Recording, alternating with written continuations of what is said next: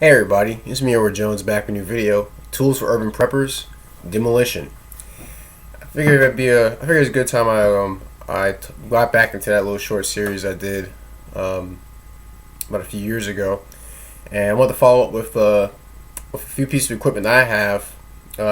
Seeing that I live in the city, I understand a lot of people are into bushcraft, but sometimes you have to contend with, for those who live in the city, you have to contend with, I guess I'd call it pavement craft or asphalt craft, concrete craft, brick craft, what have you. Concrete jungle, essentially. If you live in a city or a fairly urban area, you're not going to have as many trees around. You're going to have mostly fences, a lot of steel, a lot of concrete, and there's if an off chance that something has happened to where you may have to get inside of a building, or not even just that, but get into a car, or get into because someone's trapped, or because there's a lot of twisted steel. There are some tools that are good to have. I'll show a few that I have personally.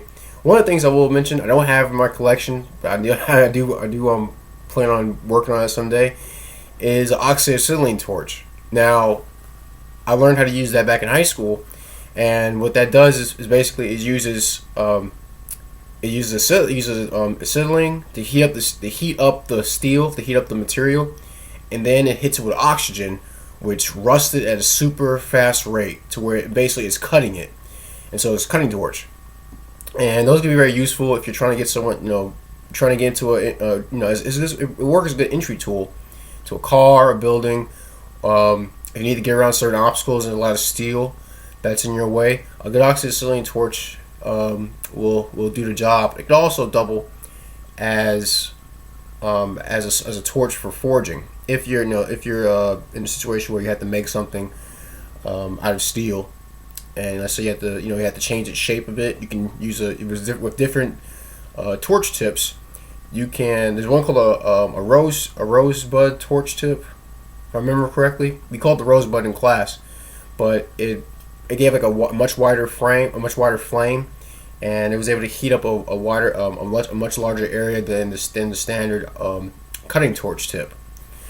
But those are very good. It's a very versatile tool, and I hope to include it in my collection someday. Now, you see, I've shown you a video of some of the chainsaws I own, especially in the first video with the Evil Dead chainsaw. But I also did a video of a Homelight Super XL that I worked on, that I overhauled the engine on, and I demonstrated cutting some wood. But also is a piece of equipment that I've had since high school, since my senior year in high school, and I'm gonna show it to you. Well, if you ever seen one of these. This is a relic from my welding class. It's a used chop saw blade. It got too small for us to keep it on the chop saw, but we had a bunch of these, and my old teacher, Mr. Ford, he gave me several of these. And these are good for these are abrasive cutting wheels. They're good for cutting steel, aluminum pipes, a wide variety of metal materials. And this is a carbide cutting blade that came on the piece of equipment I'm about to show you in a second. It has, you can see those squared off tips. That's carbide. It's like diamond carbide cutting tips, and this is used for cutting through walls, cutting through brick, cutting into a house roof, cutting down walls, things like that. And it came on this piece of equipment right here. This is a Homelight DM50. Show you the logo. The DM stands for Demolition. This is a demolition saw that was given to me by a small engine shop back in Manning that was going out of business, and this is something they had in the back.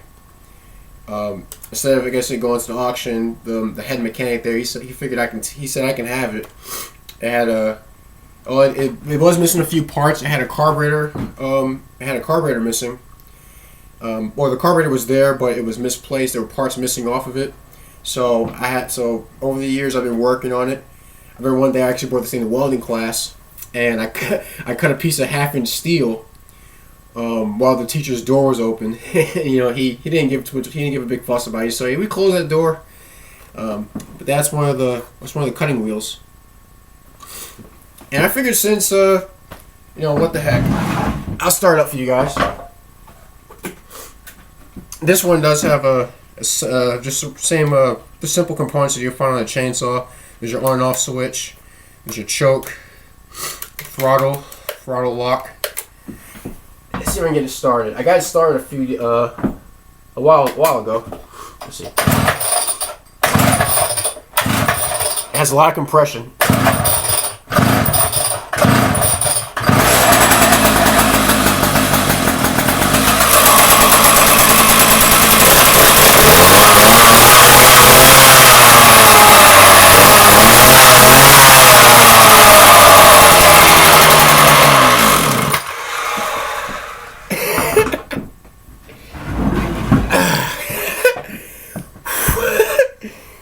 Man, I remember how loud how loud it was when I first heard it, and how surprised I was. But this is a tool that fire departments have. A lot of construction crews have this. It's, like I said, it's good for you can cut a vehicle in half with this.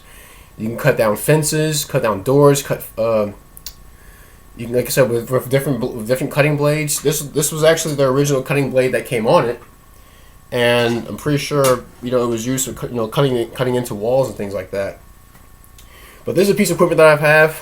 It has a 2-cycle engine, and so you do have to have oil mixed in with the gasoline. Now, I guess because how this engine is, this model was made, I believe, in 1978, or I think it was from 1970, somewhere around that time.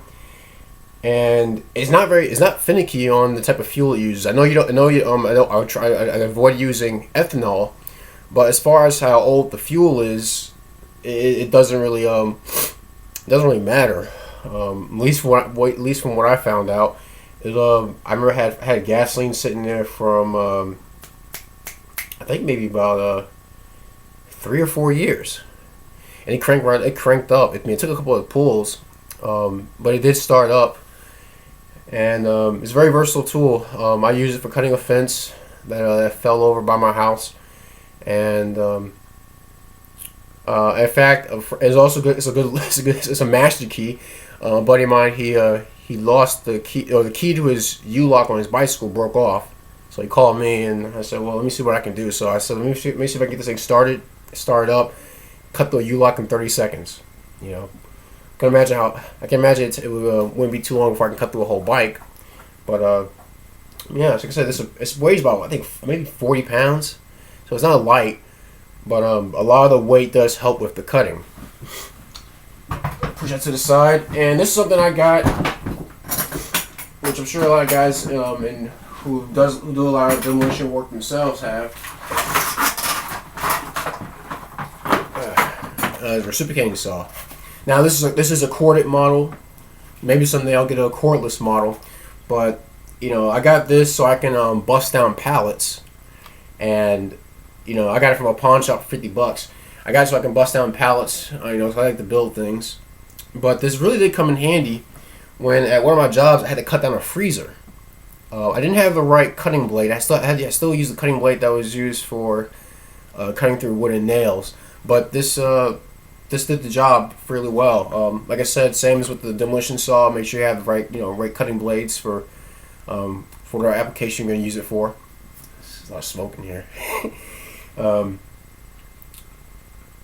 it's pretty ergonomic. The controls up on the front. So what you do is basically you can cut into, and then plunge down into it, and you can just control it. You can control your speed with the throttle with the trigger right here. And this also can be used. Like I said, it's better if you have a cordless model. This is the first one I bought, so I figured I'd get a corded model. But you can cut through a lot more things. Same situation with the concrete saw, demolition saw, but this is much more lightweight. So a nice reciprocating saw. It's not a bad thing to have in having a demolition collection.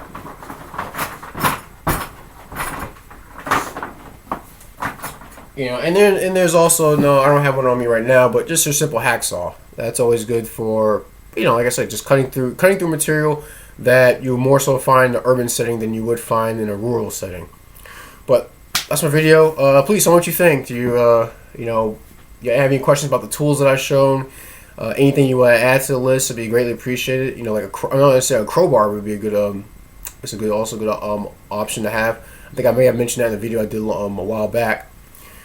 You know, why do I use such old tools, things like that. That's I like the look and the feel of older equipment, you know. But like I said, if you have any ideas as to what to add to the list, please share it in the description. Please share it in the comment section. Anytime you look for manuals on this type of equipment, you know, you can check on YouTube or, you know, go on eBay. They're always available. And you grab some complaints, please feel free to, you know, leave me a comment or a personal message. I'll see if I can address it. But hope you enjoy my video. SACF tools for the urban or tools for, let's see, how do I I'm trying to remember the title. Tools for SACF tools for SACF tools for the urban prepper. I'm making this video on the fly here. Demolition, the tools of demolition. I'm Edward Jones, and thanks for watching. Take care and God bless.